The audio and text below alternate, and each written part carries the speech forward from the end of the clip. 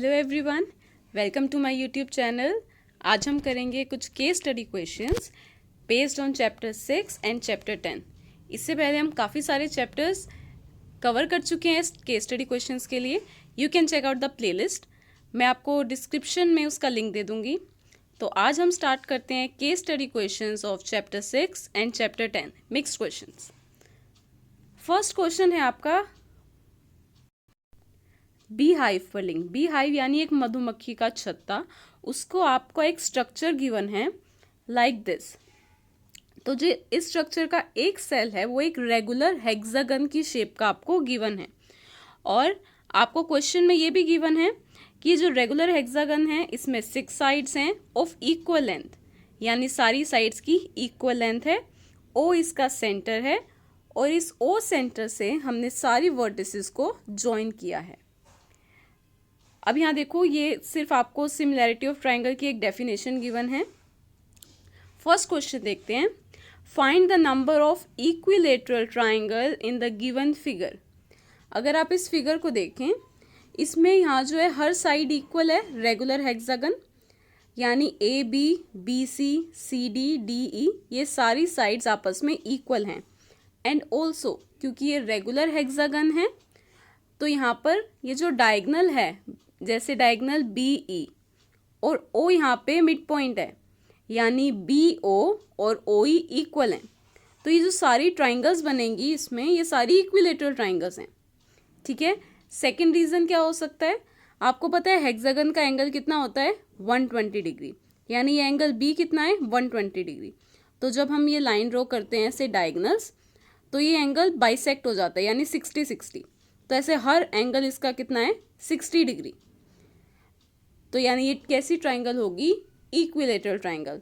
तो आप यहाँ काउंट कर सकते हो, इसमें टोटल 6 इक्विलेटरल ट्राइंगल्स हैं। So first option is correct. If area of 2 triangles are equal then it is always similar, congruent, both similar and congruent, none of these.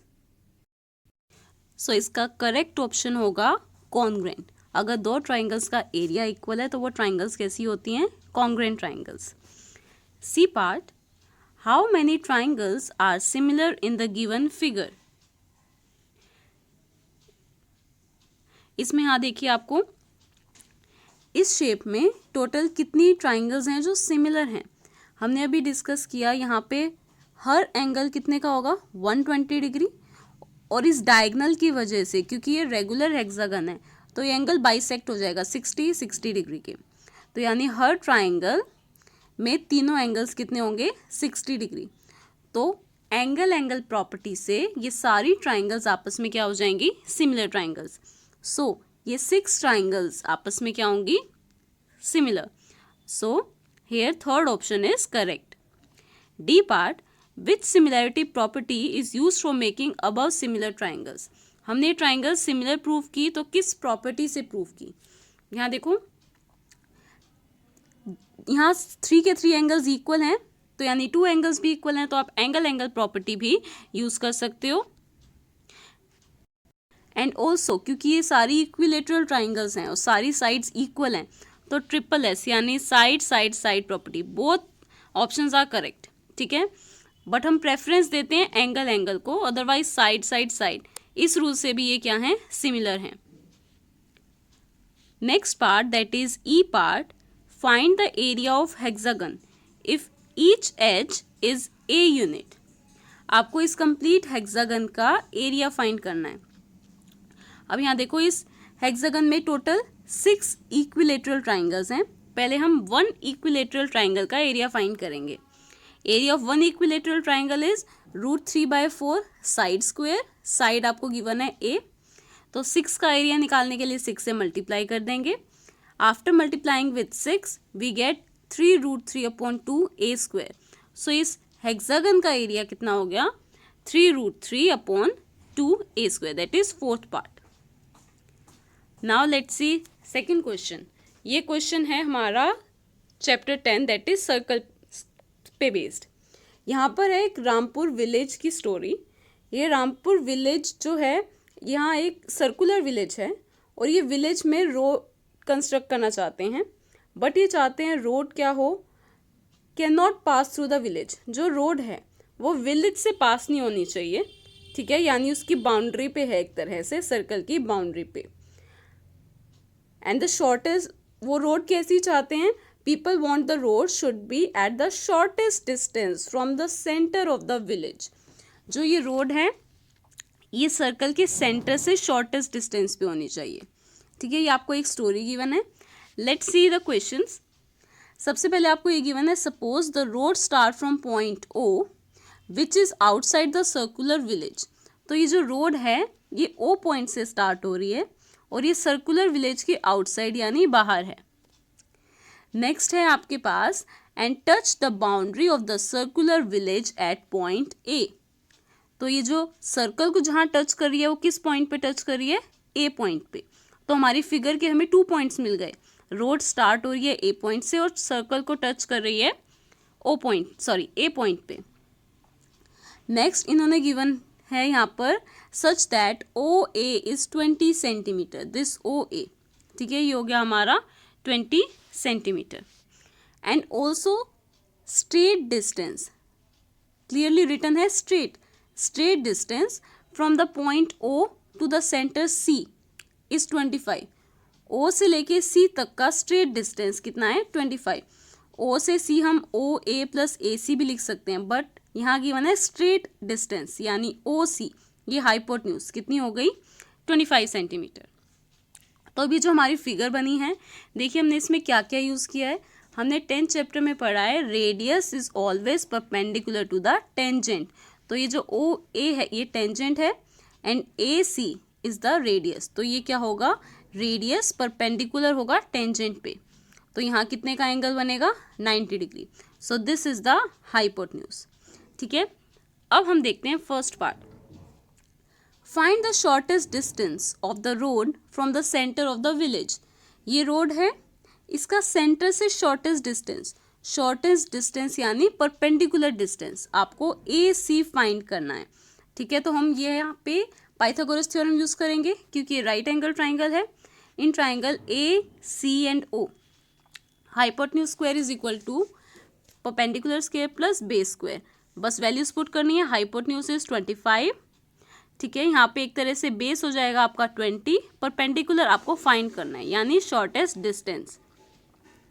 जब आप ये सारी वैल्यूज पुट करेंगे तो आपके पास परपेंडिकुलर आएगा 15 सेंटीमीटर। तो यानी ये शॉर्टेस्ट डिस्टेंस ए सी कितना हो गया, 15 centimetre. That is first part is correct. Now next question, B part, which method should be applied to find the shortest distance. हमने शॉर्टेस्ट डिस्टेंस फाइंड करने के लिए कौन सा मेथड अप्लाई किया है। Let's see the options. Concept of tangent to a circle, Pythagoras theorem, both 1 and 2 and none of these. तो हमने इसमें एक्चुअली 2 कंसेप्ट यूज किए हैं। First one, concept of tangent यानी radius is always perpendicular to tangent, एक चीज हमने वो यूज की, तभी तो ये 90 डिग्री का एंगल आया, ठीक है। सेकंड हमने यूज किया पाइथागोरस थ्योरम। तो हमने यहाँ पे 2 एक तरह से मेथड यूज किए हैं। First is concept of tangent and second is Pythagoras. Third option correct हो जाएगा, both 1 and 2। C part, if a point is inside the circle how many tangents can be drawn from that point. Yes, ये आपकी NCERT book में भी given है। अगर यहाँ पर एक सर्कल के सेंटर में कोई पॉइंट है यानी सेंटर पॉइंट, तो आप यहाँ से कितनी टेंजेंट्स ड्रॉ कर सकते हो, 0 tangent. Why 0 tangent, because tangent क्या है, सर्कल को एक पॉइंट पे टच करती है। ऐसे ही आपको डी पार्ट गिवन है, ध्यान रखना है आपको, सेंटर से हम कभी टेंजेंट ड्रॉ नहीं कर सकते। जब भी हम टेंजेंट ड्रॉ करते हैं सर्कल के आउटसाइड बाहर के पॉइंट से ड्रॉ करते हैं। Now let's see next part. If 2 circles are externally and they do not touch, ठीक है, दोनों सर्कल्स हैं जो एक दूसरे को टच नहीं कर रहे, then find the number of common tangents, ठीक है। यानी सर्कल्स ऐसे हैं, 2 एक्सटर्नल सर्कल्स जो एक दूसरे को टच नहीं कर रहे, हमें फाइंड करनी है कॉमन टेंजेंट। कॉमन टेंजेंट यानी एक ही लाइन जो दोनों पे टेंजेंट है, ठीक है। तो आप देख रहे हो ये क्रॉस में 2 लाइंस ये हो गई और यहाँ पे ऐसे हॉरिजेंटल लाइंस। तो टोटल 4 टेंजेंट्स हो गए, 4 कॉमन टेंजेंट्स। नेक्स्ट, तो थर्ड ऑप्शन हमारा करेक्ट हो गया। E part, if we draw 2 tangents at the end of diameter then these tangents are always parallel, perpendicular, coincident और नन ऑफ दीज। ये हमारा एक क्वेश्चन भी है एनसीईआरटी में। इफ यू रिमेंबर, हमने सर्कल के आउटसाइड 2 टेंजेंट ड्रॉ किए, तो ये दोनों टेंजेंट्स कैसे होते हैं? Parallel tangents. So parallel is the correct option. Now let's see next question. Next question है सिमिलर ट्रायंगल्स के ऊपर। यहाँ आपको सिमिलर ट्रायंगल्स की पूरी डेफिनेशन गिवन है एक तरह से। सिमिलर ट्रायंगल्स फटाफट रिवाइज कर लेते हैं। सिमिलैरिटी में क्या होता है? They may not have the same size but they have same shape, यानी 2 फिगर जिनकी शेप सेम है बट साइज डिफरेंट हो सकता है। जैसे ये ताजमहल की एक पिक्चर गिवन है, ये थोड़ी बिग है साइज में और ये थोड़ी स्मॉल है, बट दीज आर सिमिलर। ऐसे यहाँ ट्राइंगल गिवन है, ये थोड़ी बिग ट्राइंगल है, ये स्मॉल ट्राइंगल है, दीज आर सिमिलर। ठीक है, means they have same shape but may have different size. और यहाँ पर आपको सम क्राइटेरियाज दे रखे हैं। हमें पता है ट्राइंगल्स को सिमिलर प्रूव करने के क्या क्या क्राइटेरिया होते हैं। Angle angle, side side side, side angle side. ठीक है, now let's see the questions based on it. यहाँ पे आपको बिल्कुल ध्यान से क्वेश्चन रीड करना है and side by side you can draw the figure. Through the mid point M of side C D of a parallelogram A B C D. तो आपको एक पैरेललोग्राम गिवन है A B C D, M is the mid point of D C. ठीक है, mid point given है D C का। Next देखते हैं, the line B M is drawn intersecting A C at L. B M, ये line हमने draw की है, ये ए सी को कहाँ पे कट कर रही है? एल पॉइंट पे। ठीक है, and A D is produced in E, और ए डी को प्रोड्यूस किया गया है ई तक। सो मेन 3 चीज़ें गिवन है। M is the mid point of D C, B M को ज्वाइन करेंगे तो वो ए सी को किस पॉइंट पे कट कर रहा है? एल पॉइंट पे। And third thing, A D को एक्सटेंड किया है ई पॉइंट तक। ये 3 चीज़ें आपको गिवन है and A B C D is a parallelogram. Now let's see the first part. The figure formed in the given statement A E is equal to. A E, ये side किसके equal है आपको बताना है। तो देखो, सबसे पहले आपको ये गिवन है A B C D is a parallelogram. Parallelogram में ऑपोजिट साइड्स क्या होती हैं? इक्वल। ए डी किसके इक्वल होगा? बी सी के। ऐसे ही ए बी किसके इक्वल होगा? डी सी के। ये कुछ ऐसे क्वेश्चंस हैं, आप एक बार भी करोगे और अगर एग्जाम में आ जाते हैं तो आप डायरेक्ट आंसर टिक कर सकते हो, बिकॉज आपको प्रैक्टिस हो जाएगी। अब देखो कैसे, हम इसमें triangle B M C and E M D, this triangle B M C इस ट्राइंगल में, and triangle E M D, this E M D, इसमें कॉन्ग्रेंस प्रूफ, सिमिलैरिटी प्रूफ करेंगे, कॉन्ग्रेंस, यस। तो यहाँ देखो कैसे कॉन्ग्रेंट हो जाएंगी दोनों triangles. 1 and 2 vertically opposite angle हो गए। ठीक है, M is the mid point, mid point है तो डी एम एंड एम सी दोनों क्या हो जाएंगे? Equal. And third thing, angle 3, this angle 3 and angle 4 क्या हो जाएंगे? Alternate angles.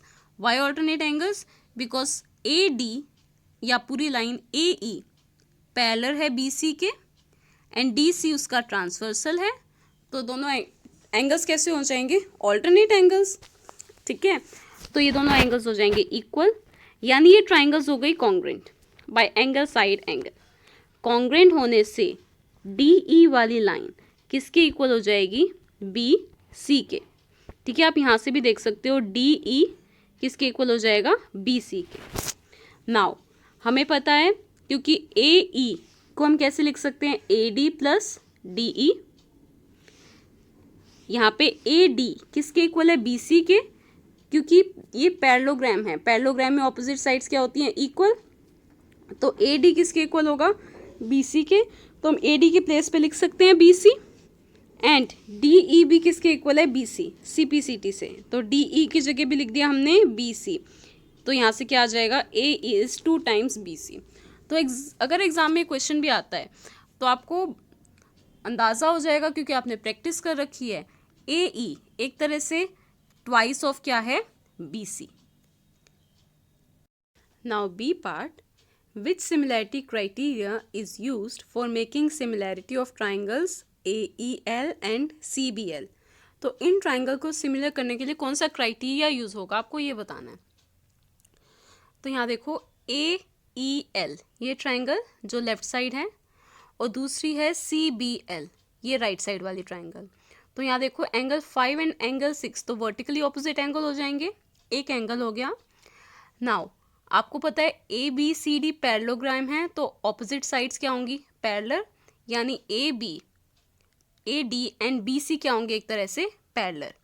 हमने AD को एक्सटेंड किया है E पॉइंट तक तो AE भी पैरेलल होगा BC के और इस पे ट्रांसवर्सल है BE. This is the transversal. तो अब यहाँ देखो एंगल 8 एंड एंगल 7 क्या हो जाएंगे ऑल्टरनेट एंगल्स. ऑल्टरनेट एंगल्स क्या होते हैं इक्वल. तो हमने दो एंगल यूज किए, एक तो वर्टिकली ऑपोजिट एंगल 5 एंड 6 और दूसरे ऑल्टरनेट एंगल्स. तो एंगल एंगल प्रॉपर्टी से ये दोनों क्या हो जाएंगे similar, right. So correct answer हो जाएगा हमारा एंगल एंगल रूल या angle angle criteria. That is first part. Now let's see C part. इसमें triangle AEL and CBL is similar. हमें देख गिवन है कि ये ट्राइंगल्स कैसी हैं सिमिलर. तो आपको प्रूव करना है एरिया का रेशो. इफ़ यू रिमेंबर ये हमारी एक थ्योरम थी. आपको प्रूव करना है इसका रेशो, एरिया का रेशो किसके इक्वल होगा. तो यहाँ देखो area of triangle AEL divide area of triangle CBL. इसमें हम देखते हैं कोरिस्पॉन्डिंग साइड्स. यहाँ देखो कोरिस्पॉन्डिंग साइड्स यहाँ पे जैसे AE and CB, AE and CB का होल स्क्वायर. देखो यहाँ AE भी फर्स्ट सेकंड पोजीशन पे है और CB भी फर्स्ट और सेकंड पोजीशन पे है, यानी ये कैसी साइड्स हैं कोरिस्पॉन्डिंग साइड्स. तो इनका स्क्वायर भी होता है थ्योरम में. तो सेकंड पार्ट हो जाएगा हमारा correct. AE upon CB wrong होगा क्योंकि ये रेशो साइड के स्क्वायर के इक्वल होता है. यहाँ स्क्वायर नहीं है, स्क्वायर मिसिंग है. ऐसे third part AE upon BL. यहाँ देखो AE तो फर्स्ट और सेकंड पोजीशन पे है, BL सेकंड और थर्ड पोजीशन पे है. तो ये कोरिस्पॉन्डिंग तो नहीं हुए. ठीक है, कोरिस्पॉन्डिंग में क्या आएगा AE एंड CB और उसका स्क्वायर. तो सेकंड पार्ट हमारा करेक्ट ऑप्शन होगा. Now D part. If area of two similar triangles are 25 centimetre square and 81 centimetre square. दो ट्राइंगल्स सिमिलर हैं और उनका एरिया आपको गिवन है 25 and 81. Find the ratio of their corresponding sides. आपको उनकी साइड्स का क्या फाइंड करना है रेशो. तो यहाँ देखो फर्स्ट ट्राइंगल का एरिया कितना गिवन है 25, सेकंड ट्राइंगल का एरिया 81. इनका रेशो नाम भी लिख सकते हो. ट्राइंगल का नेम आपको जैसे ABC एंड DEF. इनकी कॉरेस्पॉन्डिंग साइड्स. कॉरेस्पॉन्डिंग साइड्स का मतलब AB. अगर इसके फर्स्ट और सेकंड अल्फ़ाबेट हमने लिए हैं AB तो यहाँ भी फर्स्ट और सेकंड DE और इनका स्क्वायर. एरिया की जगह वैल्यू पुट करो. एरिया ऑफ ट्राइंगल 1 कितना है 25 तो यहाँ 25. एरिया ऑफ सेकंड ट्राइंगल 81 सो 81. यहाँ स्क्वायर जो है लेफ्ट साइड पे क्या आ जाएगा रूट 25 का रूट 5 एंड 81 का रूट 9. क्योंकि हम एरिया हमेशा पॉजिटिव लेते हैं, area can not be negative, तो इसलिए हमने पॉजिटिव वैल्यू ली है. तो साइड का रेशो AB अपॉन DE क्या आ जाएगा 5/9. अब देखो इसका शॉर्ट मेथड क्या हो सकता है. आपको ये ध्यान रखना है जब भी आपको एरिया गिवन है आपको साइड्स का रेशो फाइंड करना है. रेशो किसका साइड्स का. तो हम क्या करेंगे इनका स्क्वायर रूट फाइंड करेंगे. सिंपल 25 का स्क्वायर रूट 5, 81 का स्क्वायर रूट 9, 5/9. तो आंसर आ जाएगा. क्योंकि 1 मार्क में हमें सॉल्यूशन करने की रिक्वायरमेंट नहीं है, हम डायरेक्ट ऑप्शन टिक कर सकते हैं, फुल मार्क्स मिलेंगे. तो यहाँ देखो 5/9 एंड 9/5 नहीं करना. जो नंबर पहले है वो न्यूमरेटर में आता है और जो नंबर बाद में है वो डिनोमिनेटर में. सो 5/9 will be the correct answer. Now E part सबसे ईजीएस्ट. अगर आपने डेफिनेशंस पढ़ी हैं बुक में तो ये बहुत ईजी क्वेश्चन है. If one angle of a triangle is equal to one angle of other triangle. ठीक है, एक एंगल इक्वल है and the sides including these angles are similar. और इस एंगल को इंक्लूड करने वाली साइड प्रोपोर्शनल हैं तो ये दोनों ट्राइंगल सिमिलर होंगी किस क्राइटेरिया से? So criteria will be side angle side, क्योंकि इसमें क्या गिवन है, एक एंगल और उनकी साइड्स, तो side angle side. So second option is the correct option. So आपको ये वीडियो कैसी लगी, please write in the comment section, and if you want to watch any other case study questions, you can write in the comment section. Don't forget to subscribe my channel and like this video.